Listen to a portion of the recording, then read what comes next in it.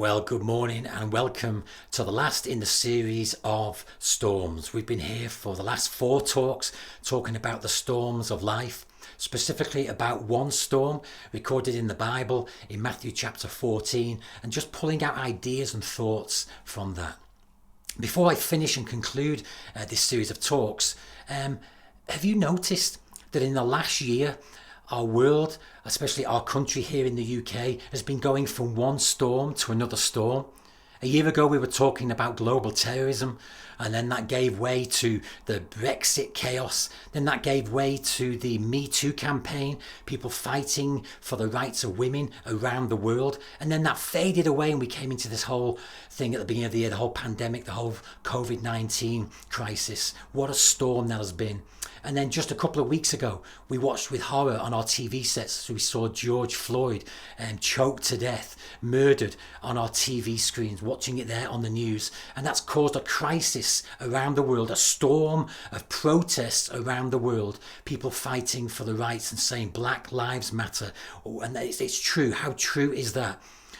But whenever you're watching this, and you might be watching this in the future, the truth is that if you're watching this 2, 4, 5 years from now, the truth is we're probably in another storm, because really storms are part of life here on planet Earth. You know it's true.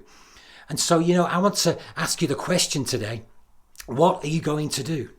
What are you going to do as you listen to the last in this series today of studies? I want to challenge you to what is your voice going to be after the protests are finished, after the words and the discussions and the tears and the posts on social media.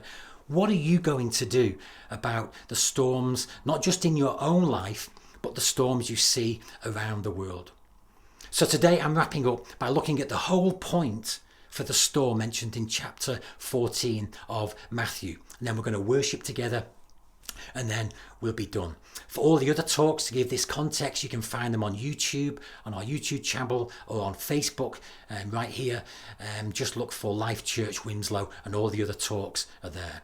In a nutshell, I've been talking now for 4 talks, for 4 sessions, on how we really survive the storms of life. How do we get through them? How do we find faith in the middle of the storm? How do we realize Jesus is with us and watching us, and he's there for us?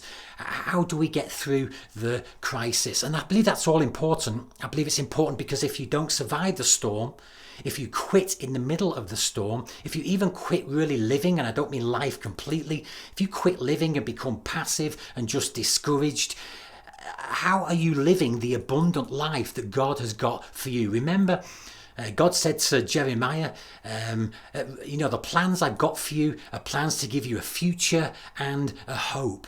But only if you stay in the game of life, only if you stay there engaged and living life to its full. So I've been saying all of that, and that's all good stuff, but that is not the point of Matthew chapter 14. In fact, in Matthew chapter 14, I believe there's 2 points to this story, and today I've left the best till last, and I believe the most important till last. So come on, let's delve in again. If you've got your Bibles with you, if not, it's on the screen. Here we go, Matthew chapter 14. We're going to jump in at verse 32. And when they climbed into the boat, the wind died down. Then those who were in the boat worshipped him, saying, "Truly you are the Son of God." When they had crossed over, they landed at Gennesaret. And when the men of that place recognized Jesus, they sent word to all the surrounding country. People brought all their sick to him and begged him to just let the sick touch the edge of his cloak, and all who touched him were healed. So here's the point I want to make today. Here's the first of 2 points. Firstly, on the other side of the storm, there were people who were in their own storms. Storms of sickness, of poverty, of loneliness, of lostness. Simply people who were lost. Those who needed help. Those who needed, as we looked at last week, the great I Am, who needed Jesus in their lives. And the storm that they feared, the storm that they thought would take their lives, actually physically took them to those needy people. It actually took them to those needy people as well with a new mindset, a new perspective. I mean, think about it. How do you think those disciples stepped out of the boat onto the shores of Gennesaret? They'd just seen the great I am. They'd just seen Jesus Christ walk on water. They'd seen their friend Peter also walk on water. And then they'd seen Jesus and the storm had stopped. The storm went. They had an absolute fresh and new revelation that this wasn't just a prophet. This wasn't just a great teacher. This was the Son of God himself. Rick Warren regularly says this, and I've written it down. Don't waste your pain. Let God heal it, recycle it, utilize it, and use it to bless other people. Use your pain as a model for your message and a witness to the world. I've often said, I believe you need to let your mess become your message. You need to let your test become your testimony. But now I'm saying something else. I'm saying let your storm become your life sermon. Let your storm become your sermon to this hurting world. Don't waste the storm. Don't waste the crisis that you've been through. All the storms and the crisis that our world is going through now, the protests against racism, the life, even in the last couple of weeks of George Floyd. Oh, my prayer is that those things are not wasted, that his life does not become a waste, that we see the storms that we go through as something that can spur us on to see a new world on the other side of our storms. That's similar to what the Apostle Paul said. He said this, 2 Corinthians chapter 1, verse 4. God comforts us in all of our troubles or in all of our storms so that we can comfort others. Then, when others are troubled, we will be able to give them the same comfort that God has given us. So God comforts us in our troubles. He allows troubles. He allows a crisis or storms so that when we've come through them, when we've persevered through them, we can be a comfort to other people. He says this similar thing. 2 Corinthians chapter 7 verse 11 says this in the Message translation. Now, isn't it wonderful all the days in which this distress has goaded us or guided us or drawn us closer to God? You're more alive, more concerned, more sensitive, more reverent, more human, more passionate, more responsible. Looked at from every angle, you've come out of this with purity of heart. What's my point today? Oh, my friend, my point is this. Don't waste your storm. Whatever you've been through, if you've survived it and you've come through it, don't let it be just for nothing. Don't let it be just for survival, but let it be for service. And I want you to ask God, where are the needs? Because you've come through the storm, where are the needs and where are the people with needs who are still in their storm that you're called to minister to? I believe that's one of the big points of this story. And I'm nearly done, but it's not the major point. The major point I've left till last, because you might be asking, okay, Paul, I've come through a storm. I want to turn my mess into a ministry, into a message. How do I do that? Well, you can't do it without this last point. This is so important. So please stay right where you are. Don't switch over. Don't turn over. Don't switch to another channel just yet. Stay with me, because here's the major point from the last 4 weeks on this series. The key is absolutely this. Matthew 14, verse 33, it says this. Then those who were in the boat worshipped him. Those in the boat worshipped him, saying, truly you are the Son of God. Now, I've searched the other Gospels, Mark, Luke and John and the rest of Matthew, and I can't find a record of another time that the disciples are recorded as worshipping Jesus like this. Jesus healed people. He rose people from the dead and they didn't worship. He preached the Sermon on the Mount. They didn't worship. He delivered people. They didn't worship. And there's an amazing kind of part of this where you look at such a before and after in the lives of these guys. Before they got into the boat on that evening, on that night time, they were tough, hardened, experienced guys. They had talents, the abilities to make it. They were far too macho, like us guys sometimes are. They were far too macho to get emotional. It was just not their nature. It's just not how they did things. But it's amazing how the storm changes all of that. And the reason for that is this, because in a storm, your talents are not enough. In a storm, it doesn't matter. You know it's true. It doesn't matter how much money you've got in the bank. It doesn't matter what you drive or where you live. You know money cannot get you out of a storm. Friend, talents and ability and giftings and your title, nothing gets you out of the storm. And so my final point is this, that when they'd come through this storm, their response was the proper response. Their response was utter worship. Max Lucado says these words. He says, when you see God as creator, you will admire him. When you see his wisdom, you will learn from him. When you discover his strength, you'll rely on him.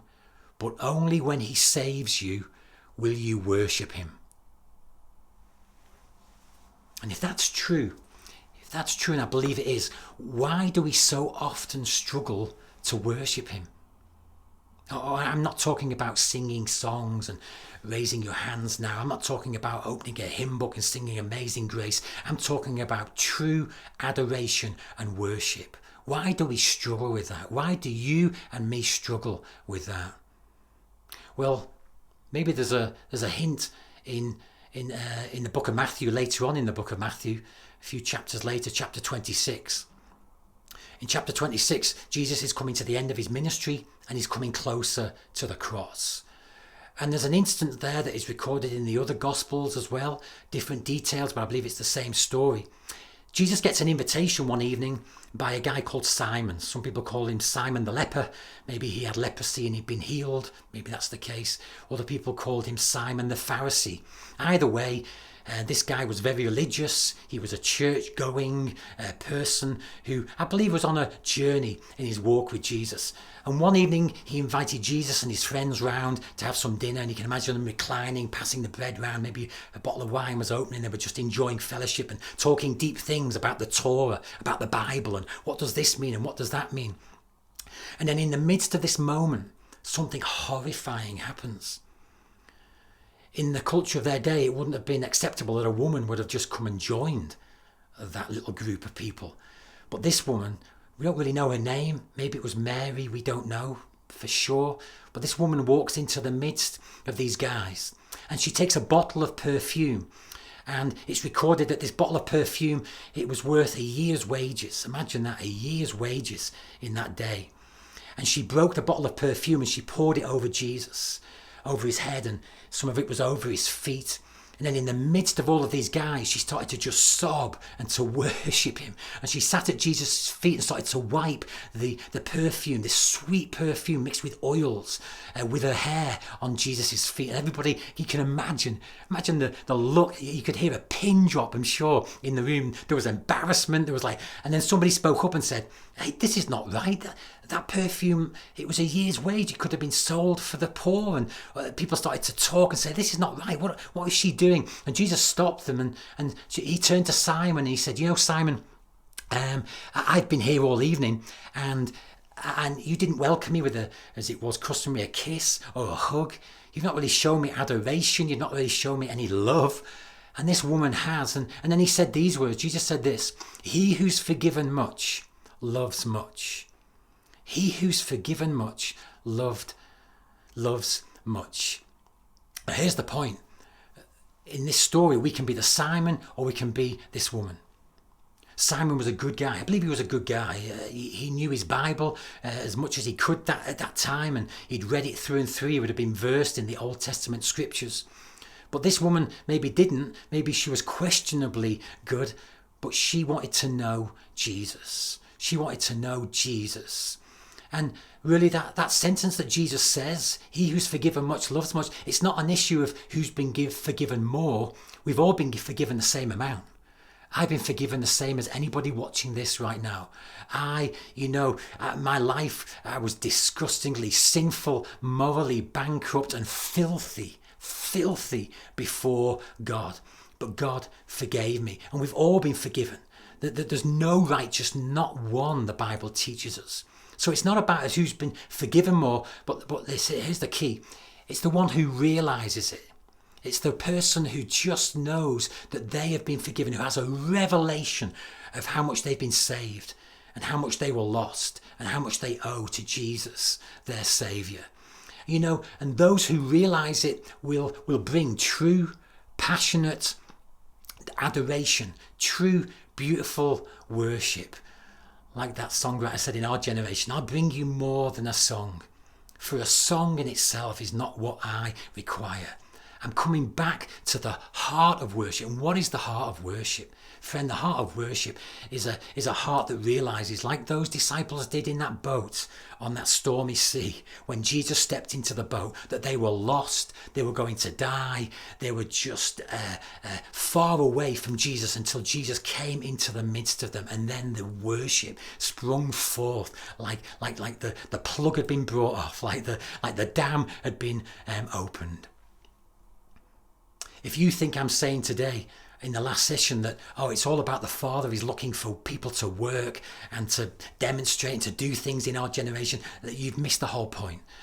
John chapter 4 tells us that the Father is seeking not workers but worshippers in this day and generation. But I also believe this. I believe from a heart of true worship, a heart of true adoration will be a heart that then looks outward to the world, to what needs changing and what needs to be done. And friends, if you tune in tonight on your TV sets to the news, and for the next 10 years and until Jesus Christ comes again, there is going to be storms, there is going to be another crisis after crisis. So the question is this: will you allow God to soften your heart, to change your heart into a heart that is adoring, a heart that is worshipping, a heart that is giving to him? Because if you allow Jesus to do that, that same heart will be the same heart that takes you to the needy, to the broken, to the hurting, to those that need restoration and healing, and just somebody like Jesus in their lives, which is you, because you can be the Jesus to those people. So I've thought about this message a lot over the last 4 or 5 weeks, and this is my finishing prayer for you. May your storm create a worshipping heart, and then may that worshipping heart take you to those still struggling in their storms today. I've written it down. I'm going to read it again as I close this morning. I'm done. The series is finished. Some of you are saying, thank God for that. It's been a long one, I know. But here's the point. Take this away. If you've not heard any of the other sessions that I've done, then here's my prayer for you today before we just worship together. May your storm today create a worshipping heart in you. And then let that worshipping heart take you to those who are still struggling in their storms today. As I close, maybe you just want to meditate on that. I'll leave that on the screen behind me. And then, Krista and I are just going to lead you just a few moments of worship and adoration before Jesus, before we close. God bless you.